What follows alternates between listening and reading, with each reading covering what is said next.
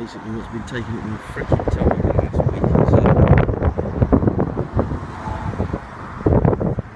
Yeah.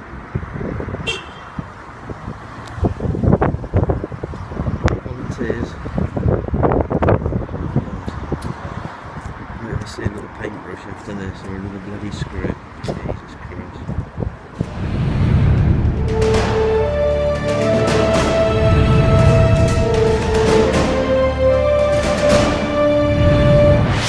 Homebrew Wednesday, fellas. What a glorious day. Yeah. Grimsby at its best. Looking at the sky so you don't have to see the rest of it. Right, onwards and upwards. Oh, happy Homebrew Wednesday again. And you join me in the middle of the day, which makes a change. Usually it's very early in the morning. So, well, what have I been up to the last few weeks? Well, to be honest, nothing but chores around the house, building that damn fence. Well, it's finished now, but well, I've still got to put the gate up, but we've got a brickie coming the weekend to finish off the posts. But other than that, I have done a bit of homebrew. There we are, 20.8 degrees. Let's have a look and see what's inside. Aha! Okay. Oh, it's still bubbling. Hang on. Oh, there you go. And this is the 2 Zinfandols and a black cherry bubbling away. And today I've got to top them up to the 4.5 litre mark. I'll probably do it a bit higher than that. And that'll give me 6 full bottles as opposed to 5 3/4 bottles as you usually get from these kits. But I have put concentrate in them, so yeah, it should be fine.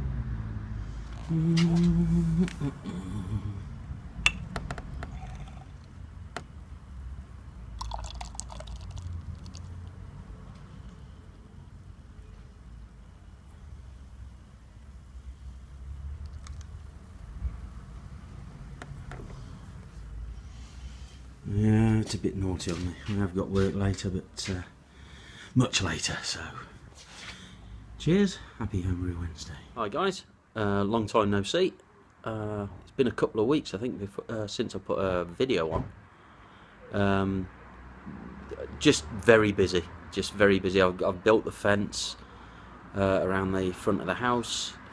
I've actually today finished the gate, and I've got to put that up. But I've got a few hours to myself. Mrs. taken grandkid Carly to a birthday party, so I'm going to make 4 brews. The first one will be a Belgian triple from the brew firm kit, and I'm going to make 3 wine kits, Young's wine kits. 2 Zinfandel and 1, I think it's blackcurrant or black cherry, I can't remember, but they're for Sam, they're for my wife. And the brew firm is going to be for, well, hopefully about Christmas. So okay, let's see some footage of, well, what I'm going to be up to. Right then, first I've got to reset the ATC 800 on my brewing fridge. Yeah, this is real old school. Okay, so let's see. It'll take some time just to get that. There we go. Right, that's got to go all the way up to, right, see, I'll leave it at 21 because that's about the middle for brew firm and the wine, because they'll both be going in the same fridge. There we go, that's now on a heat cycle, so that'll probably take a while to do its thing. So that means I can get on with sterilising and so on. So, anyway, here we go. Here they all are. There's the brew firm. Of course, I don't know if you've seen the instructions for the brew firm, but you need a master's in mathematics to work out how much sugar you need. And the other one's Zinfandel and Zinfandel, and it was a black cherry, not a black currant. So, and I've also got some wine concentrate there to split between the 3 wines. Just gives it a bit more syrup, a bit more body to the wine. I was actually thinking about getting some grape juice to use instead of water, but I'm not quite sure. Maybe next time. I don't know. Right. Bye for now. I did those 2 off camera. Let's try and with some really shoddy camera work. Okay. All sanitised, of course. Measured out. Put a bit of sanitizer in there, but as I say, don't fear the foam.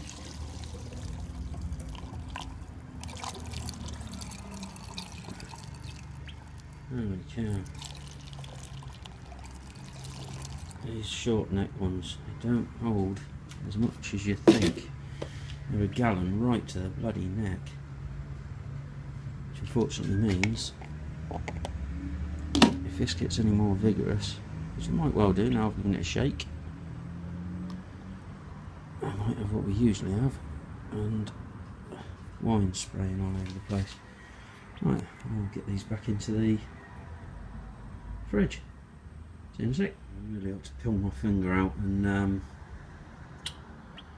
replace these glass shelves. I've never any problems with them, but as you can see, ooh, that doesn't look good, does it? It's in there, but bit of a bend going on. Crikey. Okay, right, well that's what I meant to get done this week. But oh my god. So yeah, I was saying I was going to make a brew firm at the weekend, as it says in the in part of it. I tell you that this video is going to be all over the place because I've just put loads of different bits of video together, and well, I've got no editing software, so I'm just going to lop them all together, and wherever they fall, they fall. So I'll be repeating myself all over the place, and it will be pretty damn disjointed. But, you know, persevere. If you want to watch, watch. Yeah, I was going to do the brew firm. I had a right mare. God, the video footage I had setting up the ATC. I've got ATC 800s. They are quite old, but they work perfectly. Unfortunately, what didn't work perfectly was my heat tube. My heat tube's blown, so thankfully I've got 2 fermenting fridges. Them 2. So I had to pinch the one heat tube from the one fridge, put it in the other. The thing is, they were hardwired. So there was lots of messing about with wiring, and it took forever. So by the time I'd done the 3 wines, after I finished the fridge, by the time I'd done the 3 wines, Mrs. was at home, and well, it was, you know, cooking dinner and so on. So upshot of it all, brew firm didn't get done. So got to wait for either another birthday party or another bit of free time when I'm not doing wall boarding or fencing or God knows what else I do. But it'll get done. It'll get done. I've got to get it done because I've got a stout to do as well for Halloween, bonfire night, that sort of time. Because we're going to have a party, hopefully, if I can get this bloody place done. Again, a lot of work to do. Yeah, I'd take this opportunity to just show you what I have done in the garage. Not a great deal, I've got to say, but I'll just turn you around and we'll have a look. What I've done, basically, I've put up cross members. Because you can see the gap between the rafters is fairly large, and I had to put up a ceiling, plasterboard ceiling. Of course, you know, plasterboard droops when it gets any kind of temperature fluctuation, it droops. So I had to put in some cross members just for a bit of extra support. That's that done. I started sealing the wall because we've got a bit of water ingress from outside. I don't know what that's all about, but it seems to be making the wall crumble. So I've sealed it on the outside, I've sealed it on the inside with masonry paint and this black bituminous rubber stuff. It actually says it's liquid damp proof membrane, so that should do it. I'll have to put it on the floor as well. Well, yep, just kick that to me, John. The floor does get damp. As you can see, there's a few cracks in the concrete. In a garage, it hasn't got a damp proof layer or membrane underneath it. So when they lay the concrete, you know, if it cracks, which it will do because the floor, you know, just tend to move. Yeah, it's cracked and we get water ingress in here. So what I'm going to do is seal the entire floor with this black bituminous stuff. This stuff. It is quite expensive. I think £25 for, well, sold it all that size. So yeah, I think it's what's 25 litres. I don't know. Yes, it's about the size of a fermenter, isn't it? So it's about 25 litres. Oh, there's a gate I said I made. God, so proud of that. Good hefty gate. Right. Hang on a sec. It's a bit all over the place, this video. I'm taking pictures of me freaking gate, for Christ's sake, like you're interested. Homebrew channel. Yeah, right. Yeah, oh God, another thing. I had a bloody gas disaster. Well, not so much a disaster, because I caught it in the act, if you will. I had PVC piping, not beer gas tube. And I don't know why I did this, but it's like this webbed PVC pipe I had from the regulator to my kegerator to the fridge, and then split it into two beer pipes, you know, proper beer pipes to the two kegs for the gas, and the PVC pipe was leaking. Now, thankfully, I turned the regulator off, or the gas bottle off, and I come down the next day and found that there was no gas in the line. No big deal, of course, because you know there'll be gas left in the keg anyway. So I had a bit of a leak issue going on. So yeah, I had to change all the pipe work over. And because I haven't got any John Guest connectors for the Cornelius keg connectors, I'll show you. It's a lot easier. I had one of these. It's a John Guest connector to the regulator, which are, well, they're bloody good. And of course, because they're plastic, they tighten into the brass, and they're pretty much airtight, which is fantastic. So yeah, I just replaced this in, you know, put this pipe in, but inside, oops, I've just now got the single, I don't know if you can see it there, just the single connector. I did have the two, because obviously this is for two kegs, but I've got a splitter, but I just haven't got a John Guest connector for the other gas connector, so I've got to send off and get a few of them. They do seem to be bloody expensive for what they are, though. I have tried shortcuts, trying to get them from plumbers merchants and stuff like that, but you just can't get them. I think they're a proper brewing thing.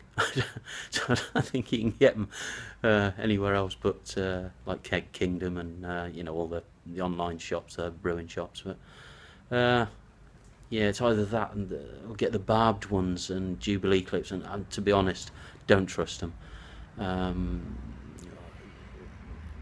Other people I've seen, Hoverdog Brewery, you know, he had leaks and all sorts with his. I've had leaks before with the Jubilee clips, and not for me. John Guest all the way. Okay, so I'll call an end to this video now. It's been going for ages. I don't know how long it's all going to be when it goes together. Probably about a quarter of an hour. I'm sorry about that. Honestly, they'll be shorter in future. I promise. So, happy Homebrew Wednesday, guys. I'll see you soon.